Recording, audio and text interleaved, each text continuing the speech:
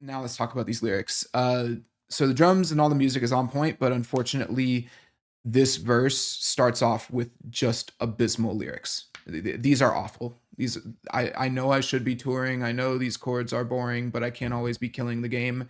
This is awful.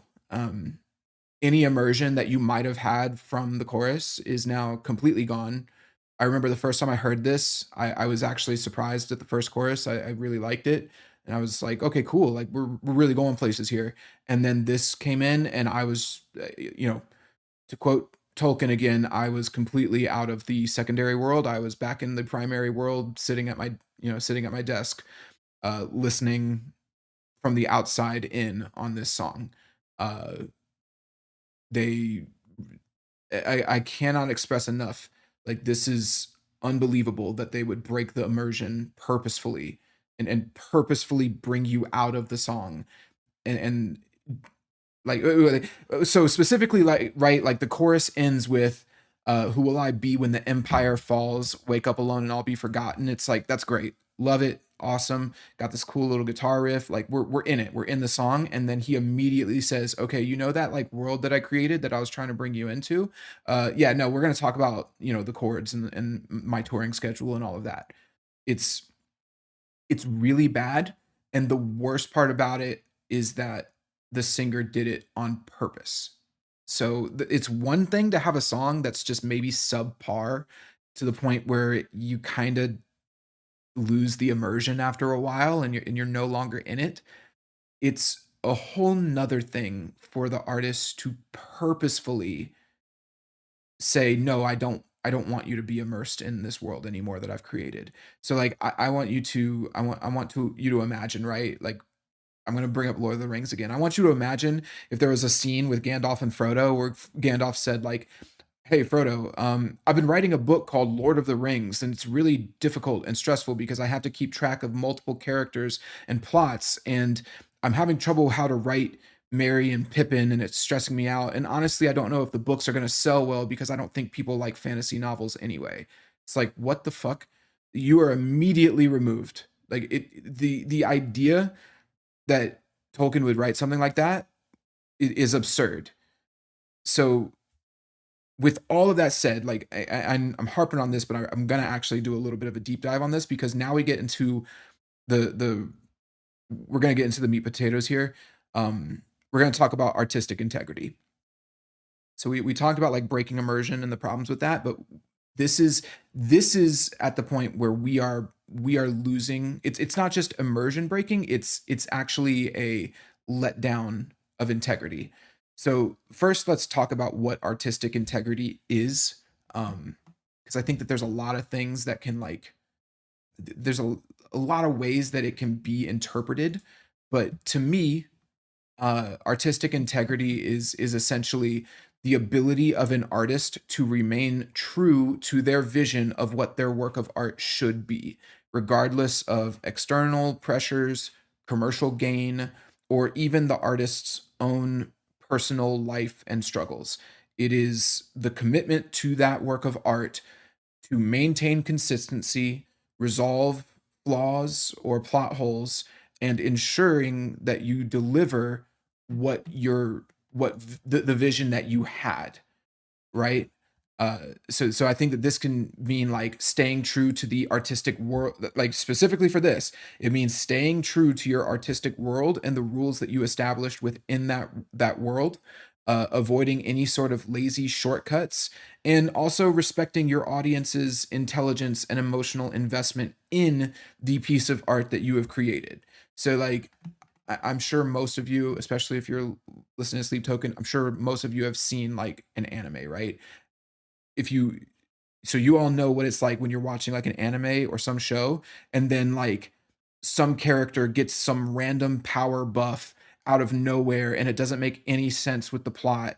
Like it's always like a main character thing, right? Like, oh, they're about to die and then they just get some random mega power boost that allows them to completely overpower all of the villains and everyone's like, "Oh my god, look how awesome they are." And that type of thing, it can typically be immersion breaking to a degree because you're like, of course, like we know that the main character is not going to die, so he's getting his ass beat by the villain. He's obviously going to get some type of like power boost, right?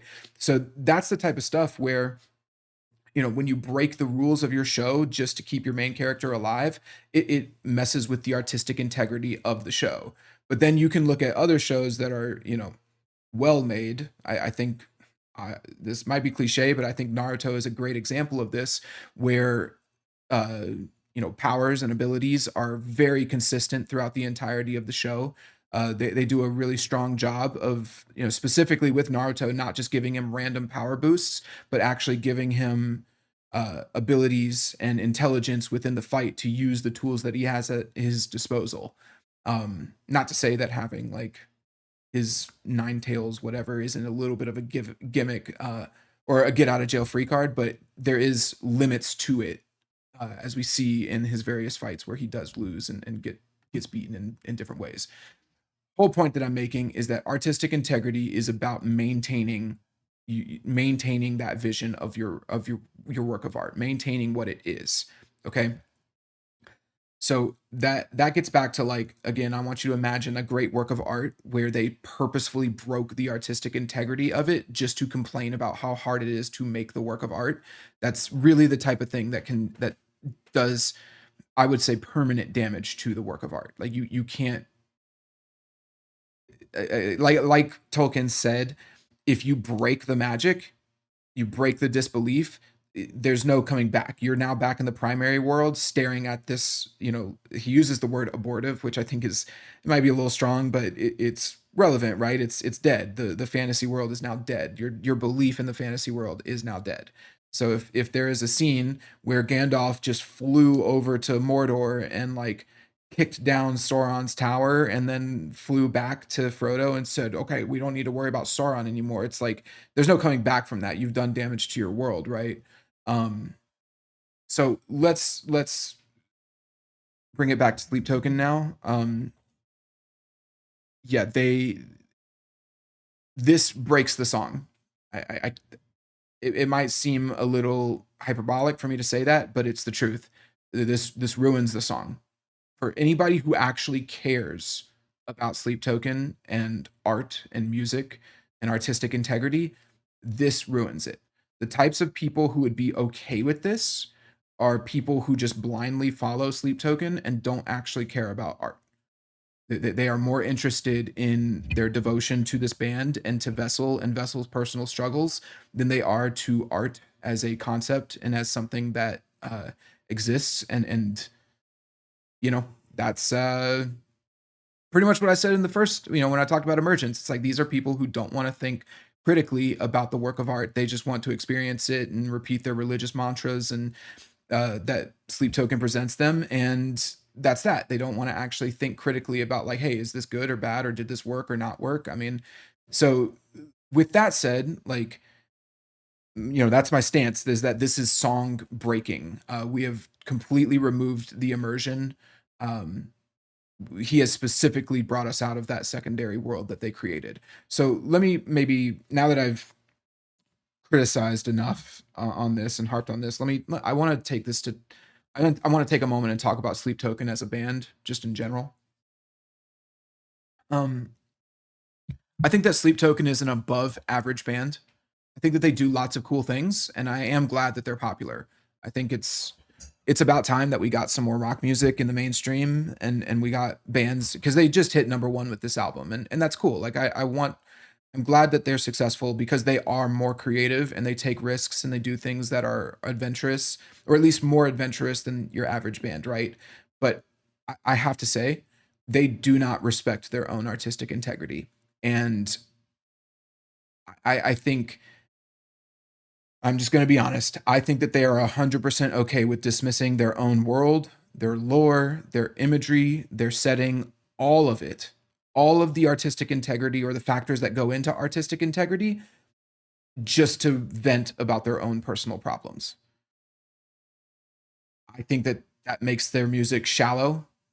It makes it emotionally driven rather than rationally driven.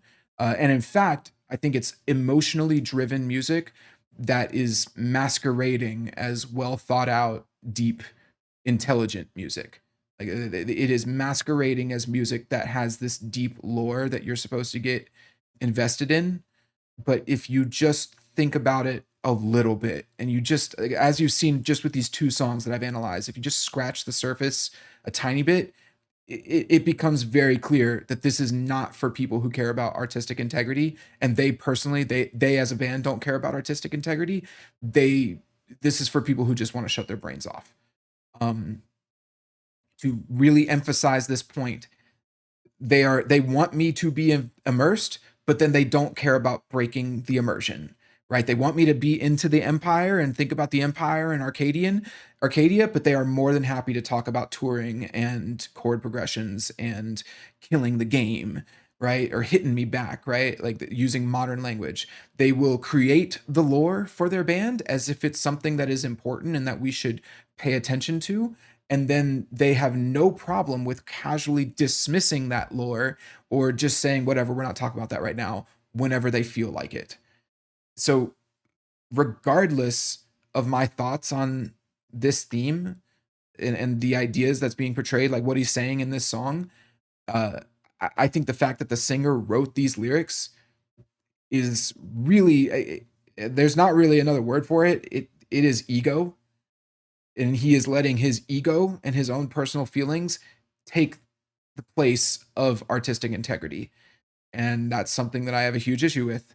So I do think they're an above average band. They have these really great moments. I hope that I would love it if they could, you know, switch this around and put a little more effort into the integrity of the lyrics in the future. But this, unfortunately, is not something that is just on this song.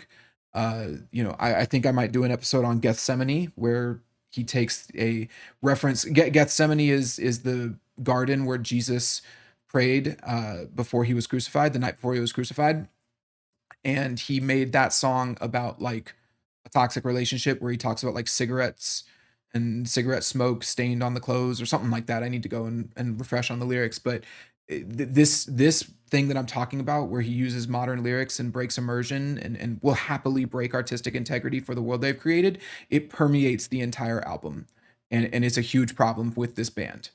So I think that, you know, it's a huge red flag. It is a huge red flag for anybody uh, who is a fan of this band, because this is, again, if you don't, if at the height of their popularity they don't care about the artistic integrity, you can fully expect them to continue this trend where they will pretend like they care about the lore and all of that. They'll probably have some album next that is about whatever the next stage of Arcadia, this world they are. It's going to continue to, they'll continue to pretend like they care about lore and immersion, but I can very, because this seems to always be the case with people like this. There's going to come a point where they think that their own lore is too restrictive to their songwriting, and so they will cast it off. They will probably show it. It'll probably be, this reveal of their true selves, where they lose the masks and they lose the outfits and they reveal them their real selves, and now they can make the songs that they actually want to make and not be held down by their own lore. And they won't even realize that they are losing their main appeal, which is this interesting world and setting that you can get invested in. Um, I just see it happening. Maybe I'm wrong. It's just something. If you're the type of, like, think about the type of person who will create this world and this lore, but then cast it off, in a song like this. That's where their head is at.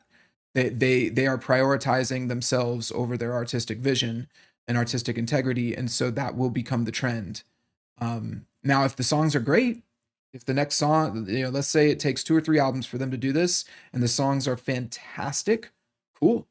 That's awesome, but that's not typically what happens. Because if you don't care about artistic integrity to begin with, you eventually lose it, and your songs become they become basic and bland. Um, so yeah, the last thing that I'll say on this is I wrote my notes for this song over the course of a week. Um, whenever I first wrote the notes for this section, I actually was a little bit more forgiving of this. I said it was immersion breaking, but it didn't like ruin the song. As the week went on and I listened to this song more and I wrote more notes on it, the truth is that the gimmick of it wore off very, very quickly.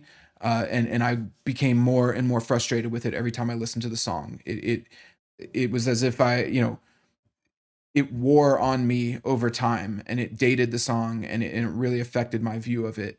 Uh, I'm not saying that I'm speak for everybody, but I do think that it's kind of funny because I knew that this was something that it would do. Like it takes away, like it's like a little chip against the integrity of the song. But the truth is that that whole rant I went on earlier about like how this affects how the song will be perceived in the long run. That's really where I got it because I was like, I'm already tired of this. I already am disconnected from this song because I'm not in the world that he's created. And I think, I'm a pretty rational person and I approach music very, very rationally, which is not something that is normal. But I think that this is something that will happen to many people over time with this song, where the more they listen to it, the less those specific lines will actually resonate with them because it does take them out of the immersion of the song. So, maybe there will be people who disagree with me. Maybe I'm the only one right now, but I do think that this is I just wanted to say like that week of me taking notes on this song is a little bit of a microcosm of like how I think this song will be received over time. And again, could be wrong. I'm trying to predict the future a little bit. I'm speculating. It's all speculation at this point, but I'm not speculating about the immersion breaking aspect of it. It is a terrible, terrible decision that they made to put these lines into it. Um, and yeah, don't do this. If you're gonna write a song like this and create a world, don't break your own world.